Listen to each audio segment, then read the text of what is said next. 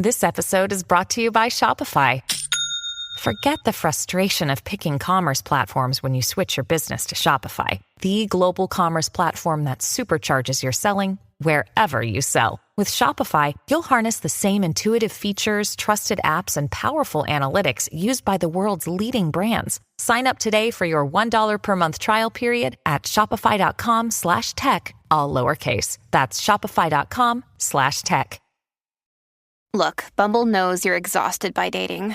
All the must not take yourself too seriously and 6'1" since that matters. And what do I even say other than hey? Well, that's why they're introducing an all-new Bumble with exciting features to make compatibility easier, starting the chat better, and dating safer. They've changed, so you don't have to. Download the new Bumble now. This is Optimal Relationships Daily, episode 2183, How Technology is Changing Dating, by Philip Karahassan with PsychAlive.org. Hello, everybody, and thank you so much for joining a Saturday episode of ORD, brought to you by me, Greg Audino. Today we'll be hearing from PsychAlive once again, and guest writer Philip Karahassan's thoughts on how technology is affecting how we meet potential partners. So listen closely for how social media and dating apps have altered the dating sphere a little bit as we optimize your life. How Technology is Changing Dating, by Philip Karahassan with PsychAlive.org. The adoption of technology has changed the way we connect and converse with others in our society, and dating is no exception. The prevalence of smartphones means we are always contactable, social media allows others to get to know us before we've even met, and dating apps give us an abundance of choice in a suitable partner or partners. This article focuses on how technology has changed dating. The dating game. How did your parents meet? Mine met on a double-blind date, in which my mother and father had mutual friends who introduced them. With the invention of social media, it is difficult to imagine anyone going on a blind date again. Why would they need to? We not only have a wealth of information on pretty much everyone, only a click away, but how and where we meet future partners is changing. Before the influx of online dating, meeting partners was pretty much resigned to work, through friends, or out on a Saturday night. As a youth, I would look forward to the weekend, just so I could meet a new batch of ladies to attempt to woo. Choice. With the arrival of dating apps, there has been a change in how many of us are finding our partners, and indeed what we are looking for. Let's take, for example, the app Tinder. Tinder lets you search for single people in your area, looking to meet for dating or any other activity you could care to mention. I was watching a video in which a cross-section of people were asked to use Tinder to find people that they would want to go on a date with. What they found is that the people's responses to their love life was much more optimistic once they used Tinder. They cited the reason being similar to game mechanics. If you like someone and they don't like you, well then, on to the next one. There's no fear of failure, because for every 1 or 2 rejections, you get 1 or 2 matches. This is a game that you can keep playing until you win. However, this can lead you to feel as if potential partners are expendable. As you know, there are many more people out there who you might be a match with. Why limit yourself to 1 match when you can have 10? Or why settle for 1 partner when you can have access to plenty? Excessive choice can have ramifications further down the line in terms of our attitudes towards not only our partners, the expendability of our relationships, but also in terms of how we seek validation, the expectation and normalization of praise from many rather than just a few.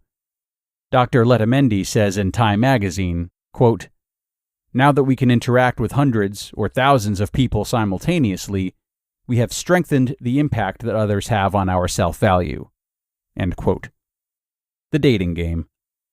Not only is there a lack of vulnerability, but the nature of the game is similar to other games, or indeed social media. Every time we get a notification, we get a little buzz of excitement.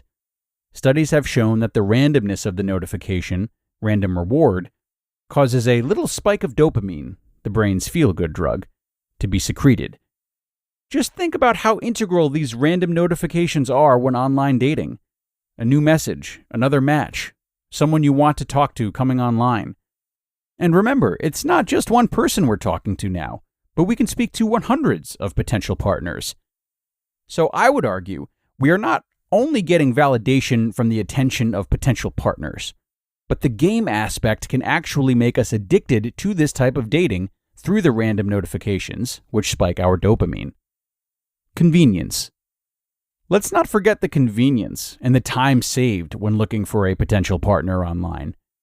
In an interview by Franklin Bradley, CEO and founder of TryCupid.com, he was asked, are they better off relying on online dating? His response was, quote, probably not, but perhaps. Many of us feel the process of elimination should be done face-to-face. For others, however, it's all about saving time and money. With those criteria, the internet is a clear winner. Until someone mentions the old adage, you get what you pay for. End quote. Meeting someone used to be a unique experience in itself. The story of meeting to be repeated throughout one's relationship. The look, the spark, the connection which defined the early stages of the relationship. It seems now that has been lost in favor of choice, time, and convenience. Technology has made our world faster paced, and people want to spend as little time as possible looking for someone. They want dating to work around their lives in a time-efficient way, taking away the organic human nature of meeting someone in favor of ticking the relationship box. Conclusion. It seems then that internet dating gives the whole notion of dating and love as a dehumanizing state. The game and time-saving efficient nature of online dating has become more important than actually finding a partner. As Carol Lieberman says in her book, Bad Boys, dating has changed from a romantic, serendipitous meeting to a virtual shopping spree. End quote. With all this being said, what are the consequences for us later in our relationships? You just listened to the post titled, How Technology is Changing Dating by Philip Karahassan with PsychAlive.org, and I'll be right back with my comments. What does Colgate mean by live life to the brightest? Could it be a rich glass of red sipped inside a Parisian cafe on a snowy night when my gaze is met by a tall, mysterious... brushing is directed with Colgate Optic White Pro Series toothpaste gives you a visibly whiter smile in just 3 days, so you can live life to the brightest and finish that glass without worrying about teeth stains. Colgate Optic White. Find it at all major retailers. Families have a lot going on. Let Ollie help manage the mental load with new cognitive help supplements for everyone 4 and up, like delicious Lolly Focus Pops or Lolly Mellow Pops for kids. And for parents, try 3 new Brainy Chews to help you focus, chill out, or get energized. Find these cognitive health buddies for the whole fam at ollie.com. That's OLLY.com. These statements have not been evaluated by the Food and Drug Administration. This product is not intended to diagnose, treat, cure, or prevent any disease. Hey, it's Kaylee Cuoco for Priceline. Ready to go to your happy place for a happy price? Well, why didn't you say so? Just download the Priceline app right now and save up to 60% on hotels. So whether it's Cousin Kevin's Kazoo Concert in Kansas City, go Kevin, or Becky's Bachelorette Bash in Bermuda, you never have to miss a trip ever again. So download the Priceline app today. Your savings are waiting. Go to your happy place for a happy price. Go to your happy price, Priceline. And thank you to Philip for this one. You know, it's funny, all I could think about as he was discussing how our self-worth is now more and more determined by the approval of all these dating prospects is something that I've noticed in recent years and never really been able to make sense of. And that is how it's often cited that one of the main reasons we love and/or stay with our partners is because of how much they love us. And it's something I don't remember hearing as much before the rise of dating apps. You know, it's one thing to say this when referencing how much we appreciate our partner's devotion to us. But nowadays, I get the sense that it's rather something we look for before falling in love ourselves. That is to say that we look for people who give us that credit or admiration, perhaps more so than we look for important qualities like kindness or generosity, communication, empathy, etc. So what's happening is we're running the risk of falling for people simply because they like us, or at least engaging in relationships with people simply because they like us, not necessarily because of compatibility. This is definitely a trap we need to be careful not to fall into, especially for those who are particularly eager to find love. So be sure to check in with yourself about this one, and make certain that you are with your person for reasons other than the fact that they want to be with you. And with that, we're going to sign off on another episode of ORD, folks. I thank you as always for tuning in today and for sharing this show with someone who you think will enjoy it. That goes a long way in keeping us in business.